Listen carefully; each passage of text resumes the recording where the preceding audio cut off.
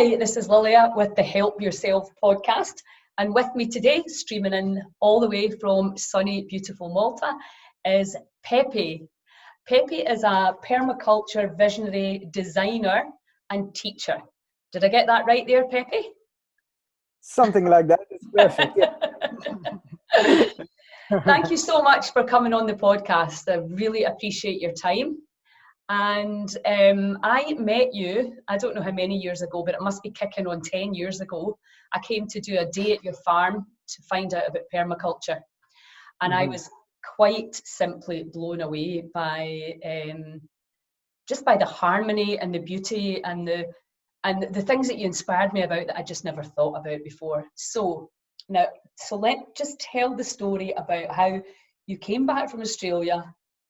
Just for a holiday, was it, or just to see your family? Thank you, Lilia, for that introduction. It's really beautiful, and I'm touched by the way that you explained that you were inspired. And that's my biggest aspiration in life, is to inspire others to just, blow their minds in life. Because if you don't blow your mind in life, then you've wasted a lot of time. So just before this, you asked me how would you like to introduce me, and I always find it difficult, because I find that there's this complexity. When I say I'm a permaculturist, a lot of people just say, what, So I said, I design ecosystems in ways that are productive for people, communities, food, being dynamic, being in a way that you think in a mindset that's symbiotic with nature and all of this. It starts to get a bit complex. So I would like to break it down as much as possible.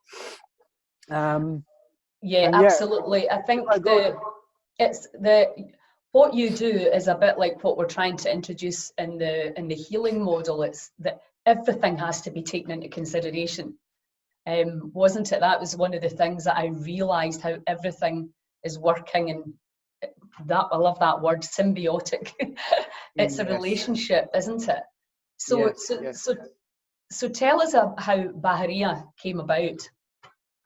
So yes, I'm not sure exactly how old I was, 24 or 25, something like that. I'd been on my travels since I was 18. I didn't want to go to university, so I was doing water sports, teaching water skiing and working on the beach in summer. And then in winter, I used to go and travel and far off places looking for tribes and communities that are still living in a very earthy way. And because that was my aspiration, it's just I wanted to get away from the chaos that was around me, the abuse of the land and just continuous thinking about money without really finding that connection with nature and life. And that was what was an inspiration for me to go traveling at the age of 18. I met a traveler who was from UK, who was living in Malta, which is the town where I was brought up. And he was a big inspiration for me, and he gave me the first travel guidebook, which is an old Lonely Planet travel guidebook about India. And I said, that's it, I'm going to India. And so that was my first travel when I was 18, the first time I left the island. And then a few years later, I was in Australia. And, I'm really cutting the stories very short, because there's so many adventures that, would inspire, but maybe we don't have so much time for that. Maybe not this time, maybe next time. We've got about 10 conversations in us for sure. So, in Australia, what happened in a nutshell, we had everything stolen from the car in a 10-minute incident. Basically, we stopped for visiting a market in the northern New South Wales, and in 10 minutes of visiting the market to get some food and stuff, came back, and the car was in front of a chapel, and there was quite a few people outside. So I thought it was safe. Let's just leave everything in there, just jump out and back in. And maybe it took us 15 minutes to get back, 20 minutes to get. And we got back and we're talking about what we're going to do next. And as soon as we were talking, I'm seeing over my friend's shoulder, and the car was empty. Someone had just and I had all my everything, my passport, all my money, everything was there. I had spent already 2 years working on making, at that time I used to make this beautiful jewelry, which I sold in markets and festivals. And so that was a scrap of of life, you know. Okay, let's tear all the plans and just like we have to deal with it, right? So it was a moment, it was a very definitive moment which I will never forget, which says, okay, do you just like put your tail behind your legs and, you know, get on a call and just go back home, or do you keep going, you know? And for me it was a definite like energy that came in and said, no, this is nothing, you know, we're like, I'm in one piece. And I felt so much freedom as soon as I let go of everything, and I just like didn't even identify with my name, because not even a passport did I have, right? So, and it was such a beautiful moment as well. Like as soon as we went from that place there, someone told us that there was a backpackers place, and we went there, told to the people what just happened, and they were so nice. They offered us a tent, place to stay. They asked all the other backpackers if anyone had anything to spare, and some people came with a, you know, pair of new socks or a bag or a t-shirt. And it was Awesome. just like, it started to open up such amazing opportunity and connections with people. And because you're in a spot where you're ready to receive because you've got nothing, and if you approach that from a place of humbleness, you know, and like openness to life, whatever is going to come, right? It's amazing what can happen, you know, from that place in your life. And for me, that started to open up connections, and within a few days I found out about this farm, which was a bit further into the bush from where we were. And I called the guy up. He was looking for volunteers, and he offered me a place. And the next day he came, picked me up, and I was living in an old train wagon, because he had these like rooms in little wagons that he recycled from an old train and had them in the Cool. bush.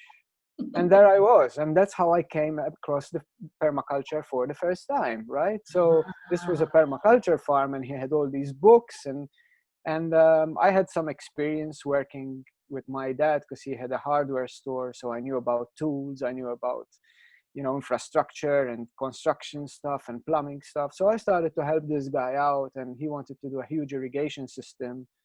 And for me, you know, I had the logic of understanding what he wanted, and so we kind of, I helped him out and did major stuff for him. So things started to open up opportunities, because then his friends came over, and I said, I've got a job for you, and it started rolling, you know, one thing to another. And cutting the long story short, in a few months I was living with a beautiful couple, and they found me a lot of work in other places. And then another couple, they gave me a full-time job installing a food forest garden for them. Wow. Because by then I'd been like, my head was into the books, and I was also on the ground. And because of my also childhood, I was exposed to the traditional farmers in the town where I grew up with. I had, you know, the ABCs luckily had already been laid down. And permaculture was just the essence of the glue of a mindset, you know, like to put it all Yes. together. Because all of these scattered things that we had learned in school and, you know, through childhood and upbringing, we just brought it all together like a jigsaw puzzle, which made so much sense. Like all of a sudden, if you knew like that, you know, some mortar is made like this and this, and it creates something like that, which is so useful for life, then you give it a lot more value, right? Yes. And Yes. that's how I came into permaculture, basically. And I said, wow, this is so great, everybody needs to know about this, you know. And yeah, the adventures kept rolling. And I had the opportunity to stay there, because the couple that I worked for, they're well off. I'm still in contact with them. They're like my parents there.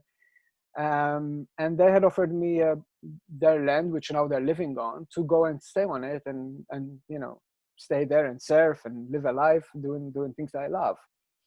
And my visa was about to run out, and I said, it's okay, I'm gonna go and travel a bit more, go back, visit my family, and then I'll come back, you know. That was the plan. But then when I came to Malta, my parents had bought this land, and something happened, you know. Like I said, I started to visualize what could be done on it, you know. And there was a lot of challenges. It was nothing like coming from a subtropical place, which is lush and green, and things happen quickly. Here, it's windy, dry, rocky. It's exposed. There is not so many like resources as there could be in a tropical place.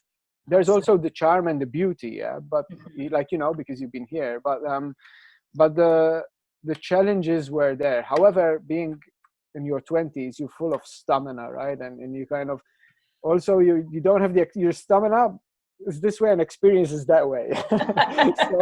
So you think, I can build a wall in like 3 months. Yeah, 3 years later, you're still finishing that wall, right? I mean, that itself is an incredible feat. I remember you saying you built the wall. I was like, what?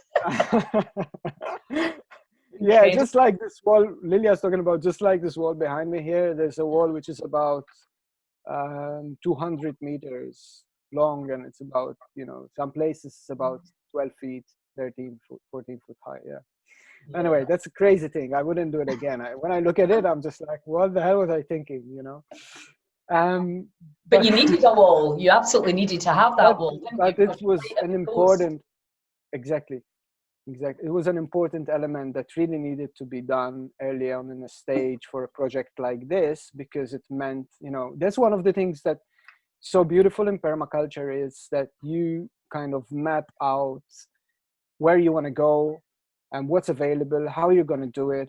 And one of the early questions that we put in at the design stage is like, what are my limiting factors? Mm-hmm. And you start writing these down, and some of them are real, some of them are personal, some of them are, like social, some of them are political, some of them are whatever it is, like sectorial, some of them are just for the environment where you're in.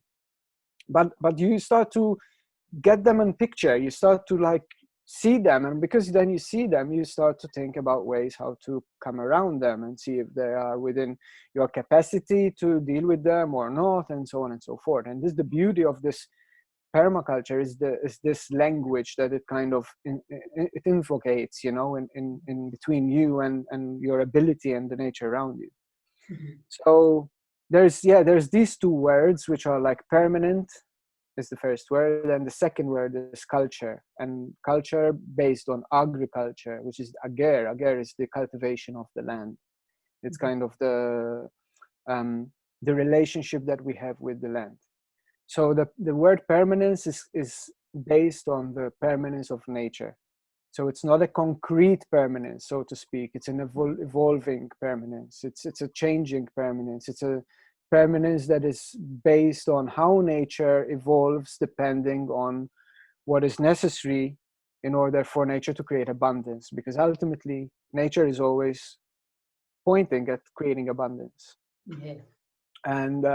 And nature has these mechanisms that it always uses and repeats based on certain patterns that they're always there, repeating themselves. And we see them over and over and over again, from the microcosm to the macrocosm. Like if you look at your fingerprint in here, you see a lobe, in a spiral, and then you see that also in your ear, and then you see that also in some seeds, and you see that also in the sky and the galaxy in our DNA. So this is just an example, which is all over the place. And we start to know, like in permaculture, we learn at how to decode this language, and then we use it to recreate whatever we want to create. So in this case of a project over here, it meant that we had to create a microcosm that is pro-life, which is, anyway, nature is still doing that, but it's going to take nature whatever 3, 4, 5,000 years or even more. Nature is not in a hurry. It doesn't use a human clock. Yeah. For nature, 1,000,000 years is a split second. What does it care? But for us, if we want to create ecosystems that are productive and that are comfortable for us to live in, then we have to act in a way that is in human years, and we can still adopt nature's mechanisms and get them to go in a fast track system, kind of. So like we're accelerating the processes to make them, to condition the environment in a benign way, just the same way as nature would have intended, Mm-hmm. So if you see in the picture of, like, in your mind, a rainforest, in the rainforest you have the epitome of nature's synchronicity, because in a rainforest that hasn't been tempted or abused by man or mankind, you have a full cycle of nutrients and elements, and the microcosm is in full coordination with the macrocosm. The rain just gets trapped, it rains, the trees grow, there is no waste whatsoever, there is no one going to fertilize anything, no one goes to seed anything, no one has to do it. It just happens in this beautiful ecosystem. So if we look at something like that, and we say, okay, what is nature doing here in order to get this functional in such a beautiful way? And what are the lessons that we can deduct from there and apply them in the way that we want to create our society, our community, our garden, our farm, whatever that is. And so we look over there and we deduct these lessons, and we can implement these lessons wherever we are. Yeah, absolutely. And would you not, I mean, one of the things I remember you saying was about having land stewards. I mean, we've really lost, one of the big things in the Heal Scotland movement is reconnection to the land and nature in all her myriad of ways that can help us. And our disconnection from the land and our belief that food comes from supermarkets is costing us quite dearly. And our lack of understanding about the power of the microbiome of the planet, which is the soil. So, you know, what you're talking about and what was a kind of, I suppose, a niche product over the last few years, you know, some people may not even have heard about it. We now really have to wake up and understand one of the most important things that we do is to grow our own food. And how disabled are we if we can't do that? And the good thing about in Scotland is, you know, we've got tons of food just growing. You could eat all summer here, you know, from the forest and from the garden. There's so much things growing, so many things growing. But what if you don't have that? Because I know in Malta, you've got the same problem as in a lot of places.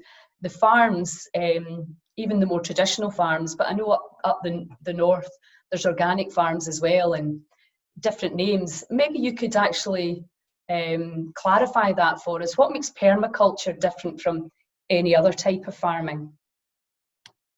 So, as you say, we are not everyone, not every country, and not every community is as lucky as some to be living under conditions where it's so favorable to grow stuff. In some places, you just spit a seed out of a peach, and a few weeks later, there's a sprout coming out. You know. That doesn't happen everywhere. On the contrary, there's a lot of places where you really need to work hard in order to cultivate anything, to see anything growing and thriving. And most of these places, what we do is we analyze again what the limiting factors to growth are, and according to those factors, then we start to map a way forward. And in that way forward, what we're doing basically is we're recreating a microclimate that is going to be pro-life, you know. And a microclimate that's pro-life isn't pro-life just for humans. So it's pro-life for all life, you know, for the whole biodiverse system that supports life in general. And what it entails is that how can we create something that is going to attract other life forms to work in synchronicity together, you know. And this is what I love about and I'm so passionate about talking to people about symbiosis. You know, symbiosis is creating a multiple win scenario. So if we have this mindset in our life, when we engage in relationships with whatever it is, a personal relationship with myself, with my thinking, you know, how can I be on that relationship? In a relationship with someone who is dear to you, with your family, but ultimately the relationship grows with your environment, right? And how can I be in a good relationship with the environment? How can the environment win better? How can the ecosystem gain from me being part of it? And how can I gain from being in that ecosystem? Mm-hmm. So it's beautiful ways of engaging also on an intellectual level, but ultimately it has to translate into the doing, into the actual living, into the way of life, into the mindset of it all. And when in permaculture, my aim is to, I mean, that's what we do most of the time, but I like to also give it this angle to engage and to challenge ways of thinking, to see how we can go beyond our limitations of thinking that we're dependent on so much externalities and so much embodied energy, like supermarkets systems, you know, that kind of feed us at the moment, and they're linear. At the end of the day, there's so much waste at the end of it, or a material that still needs even more energy to kind of get rid of, and then it's someone else's problem. So that's what permaculture is so different from the conventional agriculture, because we are looking not just about cultivation of foods here, but we are looking at how do we engage in a mindset, in a lifestyle that is reparative of the ecosystem as it is now, in order to make it better as it ages, as it grows in its design, as it grows over the days. So the agriculture as it is today, and a lot of the mechanisms supporting agriculture in the conventional world, they are dependent on a lot of externalities, on a lot of hungry fuel systems, mining also. So like you could be growing, for example, beetroots in France, and the energy behind what's you're using is coming from mines in Africa, for example, or wherever that may be. Yeah, just whereas in permaculture, you are thinking about what you can grow as much locally with as much energy from the local system itself, and rather than at the end of it having depleting the land, or disbalancing the ecosystem of the land and the microbiome in the soil, we're having better soils, you know. So we're enriching the microbiology of the soil as we go along, so in ways that we can create cyclical systems, so everything is just feeding back into the loop. So if we also are to externally bring something from outside, so for example, I went and bought some irrigation fittings and I got a cardboard box, you know, how can I turn that cardboard box into compost that is then going to feed the soil, for example, rather than think of it, I have to get, you know, rid of it again and I have to put it outside for the bin man to pick it up and blah blah blah blah blah. Yeah, so it's super sustainable. Everything has got a purpose, and then it goes back to the earth. That's kind of the ideal world. How do you perceive that we can get to a place of educating the masses, the governments, on the, you know, the huge importance of this way of being and seeing and living, not just for our health and our happiness and our connection? Have you got any good ideas about how we can? That's such a beautiful question. It's not an easy one, because you know, sometimes we think, oh, we have to go out and advocate this to everybody, you know, like, and everybody has to kind of get this. How are people still not understanding the importance of this? And you can be like barking up the wrong trees, right? It's just like Yes, I know. it can end up that way very much. So in order not to waste your energy in that way, I believe very much in the snowball effect. Basically, it's like, where do I find the best hill that I start rolling and get and accumulating my ball bigger and bigger, you know. And you can understand that because if you start to do the work yourself, yeah, the first, you know, especially if you're pushing the ball uphill, because then you have to go downhill, it's not going to be easy, and not for everybody anyway, but some people, like I've had my fair share of hardships and going upstream and like struggling, and like, but all these have made, you know, I feel at least that they've made me stronger as a personality, and given me a lot of lessons that I can help others with. On that same note, now I am so convinced that it's like, by doing what I love to do most, and then just exposing it also to the world, sharing it with the world, there's going to be those that vibe with it, like yourself, you know, that like feel it, you know, when someone says something and you feel it, you feel that that truth is also your truth, and then that's a connection that, you know, is a possibility for creating a relationship of some sort. And sometimes those relationships stay for maturity, and they grow towards maturity. Those relationships then bring in even more connections. Yes. And it's like, it's through creating this community that is, you know, sometimes it's a physical community, sometimes it's a virtual also community. Nonetheless, it's supportive and it's inspiring to help people, you know, to feel supported, and help those that kind of are feeling that they don't want to be in the conventional world, that, you know, that's not serving them. But if we are exposing what we are doing and sharing what we are doing, it's going to end up on a platform where they're going to come across it. And if they are if they are ready for it, they're going to latch onto it and just like say, okay, this is what I want to do. Just like when I met the first traveler in my life, he was a big inspiration, but if I stopped there, Yes. nothing would have happened. I had to do that move when I trusted and I went forward and I said, this is what I'm going to do. So we can't really force anybody, you know. It's more like you know, more likely to again create that snowball effect, you know, which is creating the collective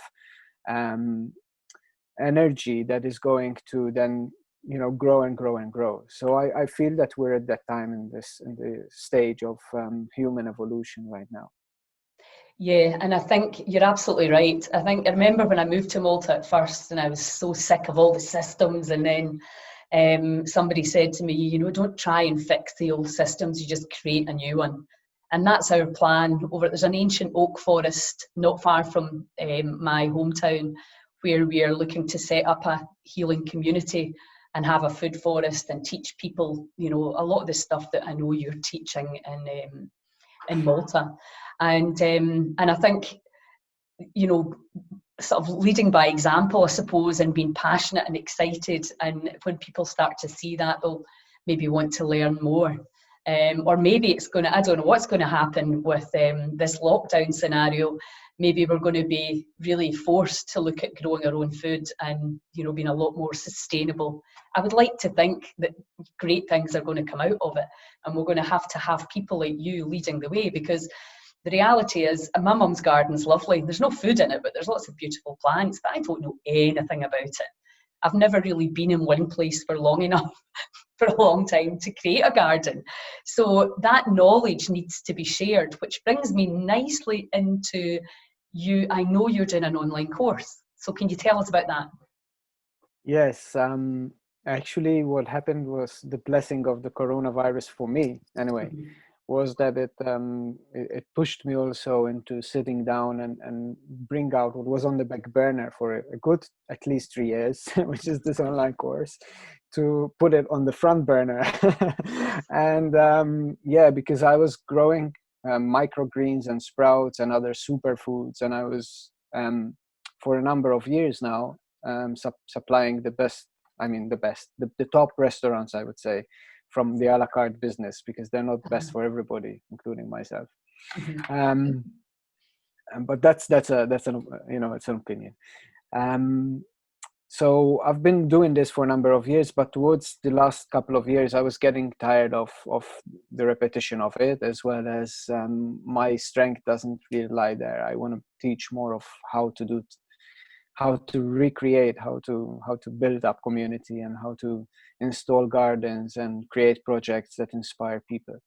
And so yeah, then this thing happened with coronavirus, and I was supposed to go back to Portugal because I started a project over there last year. Yes. Yeah, something maybe which I didn't share with you yet. And then I was here and on the farm here in Bahira Oasis. And the first month, I would say, I was getting back to everything which I had, you know, like kind of semi-neglected. So did a lot of maintenance and cleaned up and fixed irrigation systems, because this was springtime, right? And then I said, all right, now this one is been like asking for it for a long time, and this online course, and there's a number of online courses. I'm cutting it in 3 at the moment, which the first one is about how to grow your superfoods in forms of sprouts at home, which is the easiest way for people to and the cheapest and the most time effective way for people to grow their own food at home. And it's a superfood. It's like highly nutritious, highly beneficial, and it's super easy as well once you know the ABCs. But yeah, I get a lot of people who tell me, we have no idea where to start or whatnot. So we've been working on the course content and shooting videos to show things really simply. And following that is going to be an up step of that is about how to cultivate the microgreens, so that there's another variety, another texture, flavor, as well as nutrient value up the ladder of that. And then excuse me, bless you. And then after that is going to be the third part of the course, which is about urban permaculture design. So because a lot of people live in urban spaces, and most people who are hit also by a scenario as this recent pandemic are the people that are living in towns and urban places, especially in the lockdown, when you cannot move. So at least if you have designed your space with a permaculture understanding, it's going to serve you a lot more if you find yourself in a situation like that. Some people like ourselves, if we're in the countryside and at least we can go outside and have the space, it's one thing. But if we're locked in, I don't know what I would have done, because it's not my thing. I know. No, that's a fantastic idea, and it's something that we've actually been talking about. That if you only have, because you can have a window box and you can still actually generate a lot of greens, a lot of herbs. Yeah. So yeah.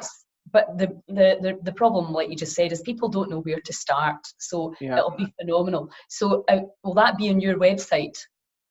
This is going to be the best way for people to get onto this is to subscribe on our website, the Bahira Oasis website. Maybe you will send a link afterwards. I'll put the links down, yeah. If people subscribe on the Bahira Oasis website, I will be sending out a newsletter very soon, because the course will be out in the following weeks. And in the meantime, I will be sending out a newsletter for anyone who wants to jump on another webinar that I will be having about the evolution of this. And yes, this course is basically showing all the knitted details of how to grow something within days. You will start having food, and how to prepare for it, how to store it, and what to do with it, basically. Brilliant. Yeah. Absolutely brilliant.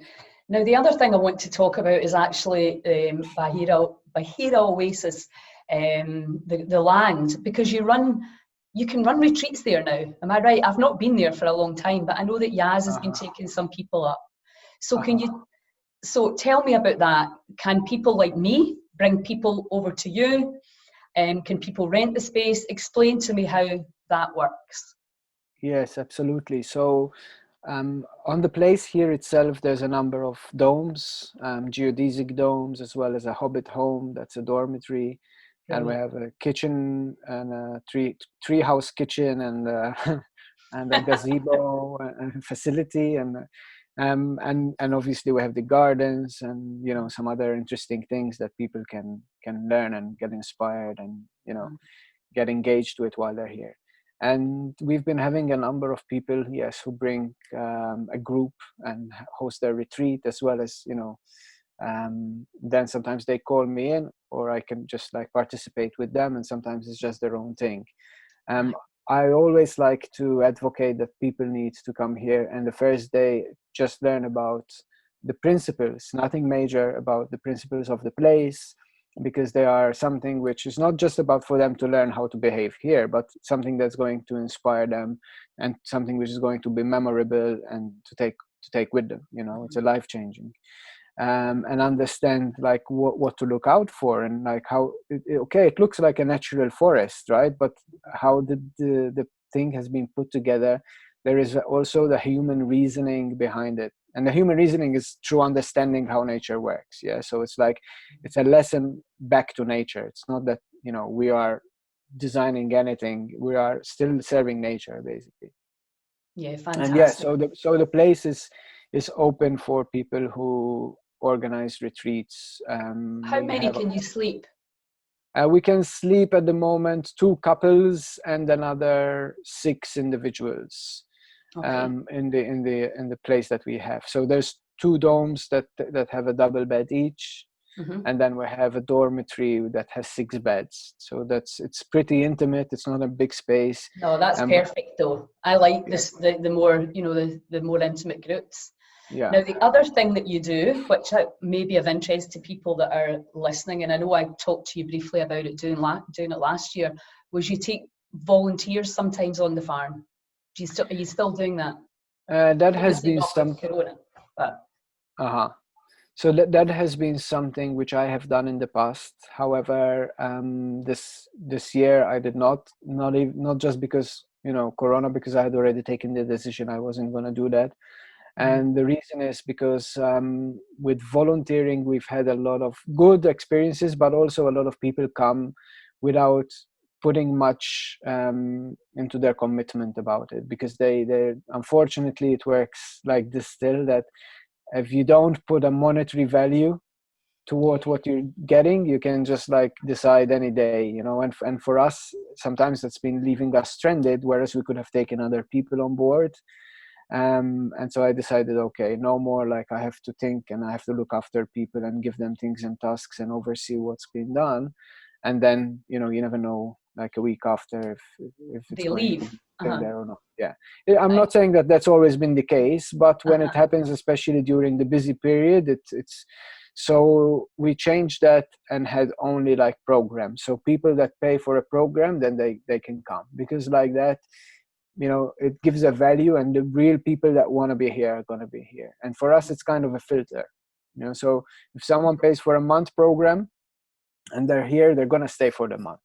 If they don't, Yes. at least they've paid for it, and Yes. not that it happened, because everyone that's paid for the program, they stay. Yes.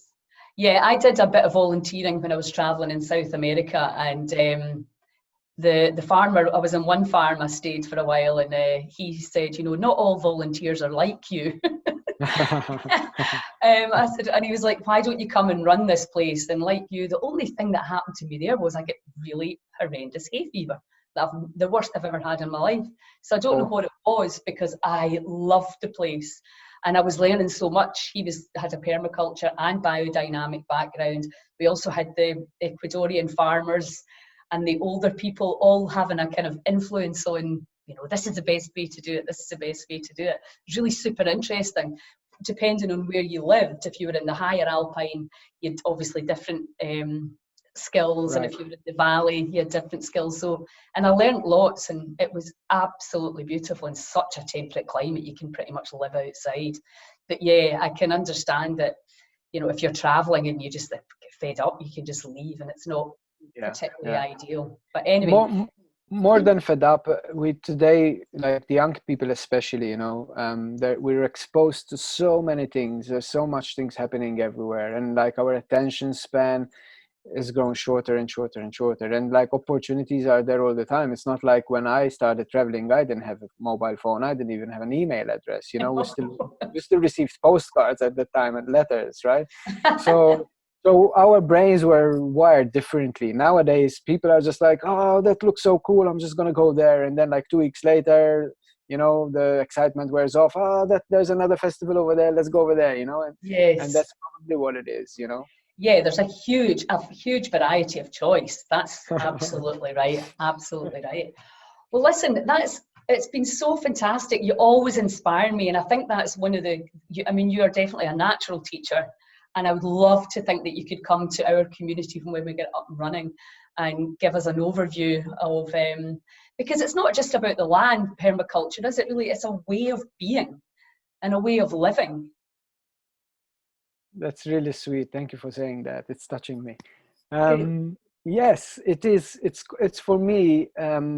What I love to teach most is how to engage it in your mindset, how to engage it in your approach to everything that encompasses your life. It's Mhm. not. I stopped like emphasizing. Okay, I teach that, but I stopped emphasizing on how to do landscape design per se, and cultivation. Yes, that's also like. But when I teach a whole group or whatever, I like to gauge in where the group is and what they're aiming for, and start from there upwards and see, where is the first steps that is really going to help a group to engage themselves, so that then their next step is the most vital thing, right? So there's no point in me, going in detail about how to grow a food forest garden if, they're still thinking about how to engage, their day-to-day things, and how to go about their connection with certain things that are more appropriate for them at that stage. And so, I like to ask all these questions and see where people are, and then like have a feel, and then obviously we get there, but it's a way of like reaching there, and what's the best route to take to get there. Yeah, absolutely. Because I think we talked about this last week, how, it's just like gently, opening up the possibilities to people, rather than, I know one of the things two things that I learned there as well that have stuck in my mind. One was the aquaponics, and, pumping the water back up with solar energy to recycle it. And I was like, wow, I'm using the fish excrement to fertilize, and also the chickens, that you move the chickens around and they scratch, and it was just so clever and so obvious. But one of the other big things was human waste, and how back in the day it would just have been recycled back to the earth, making very fertile soil, which is just, I actually told somebody about this last week, and they were looking at me as if I was crazy. But I thought, you said it, you said we're wasting water and we're flushing it all out to the sea and polluting the sea, when there's a much more intelligent way to do it. Yeah. If not everywhere is uses the same system, not everywhere pumps it out to sea, but in conventional places there's always a lot of energy behind it. So cleaning water, pumping it to your house, is already a lot of energy behind that. And then in some cases, most cases, there's a lot of chemicals involved also in that. And then like you have food, which is part of a system, part of a cycle, and rather than reusing it in a cycle, in a system, you're just adding it to this high value element, water, that's been like clean and whatever, and then you throwing it out together, like polluting it and throwing it out so that can be cleaned again, and it's just like dealt with in another scenario. It's just like, it's so unnatural to do something like that, and so unnatural to be so disconnected from our excrement, which is part of the cycle. It's like, we've got a big channel, between our mouth and our backpipe, like there's a whole macrocosm in there, and this is what we're dependent on so much, on our guts, and the flora in our gut is so important, for our health. And also when we are healthy, and what we produce in terms of excrement, that is also healthy, for the soil itself. But there's a little in between there and the soil, is to like compost it properly. So you can there's different ways of how to deal with this in different climates and different scenarios. The most basic one is composting it directly, which is really easy. If you get down to it, and it's a small household or a number of households, you can do this really easily and safely. And then there are other ways which look like a conventional method, but actually the back end works differently. So it uses water still, like in places like where you are, where it rains quite a bit, and Wales, for example, it rains quite a bit, which is where I studied. You can use systems like that because water is available, but then you are still filtering it, in biological ways. And then using the solids to go in a way that are also composted, and the liquids are filtered through what we call like reed bed tanks types filtration systems. And then the water at the end of that, or what comes out of that, is clean water that can be released back into the ecosystem, or used for irrigating certain types of trees or crops or whatever.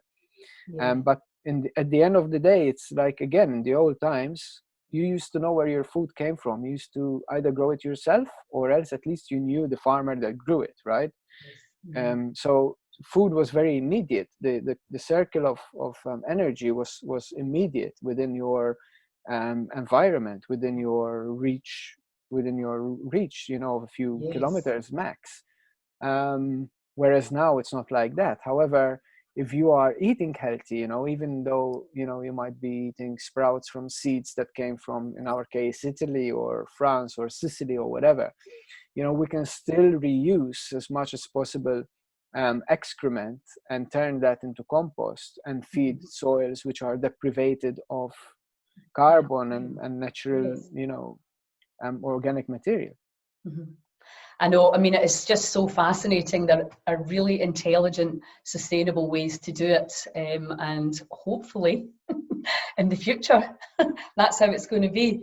Well, listen, thank you so much. And I'll get the links from you for the courses, because I know, and I can put the courses out through the apps. One of Heal Scotland's huge messages is grow your own, even if it's just a small window box. We need to start looking after the soil and our own microbiome and that of our communities.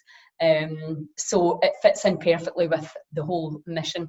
And we're also working on a book to really inspire people about, the food and the medicine that we have just literally growing in our gardens. So thank you so much for, it's great to see you as always, totally inspired, and keep us posted. I'm sure we'll chat again when you move on to your next project. Lilia, thank you for hosting and approaching me and giving me this opportunity to share what I love to share most. And once again, you're looking great. Thank you. I managed to get a little bit of a suntan, and I'm hopefully out there on July 2nd if you guys let the Brits in. That's not up to me, but you're always welcome. Thank you.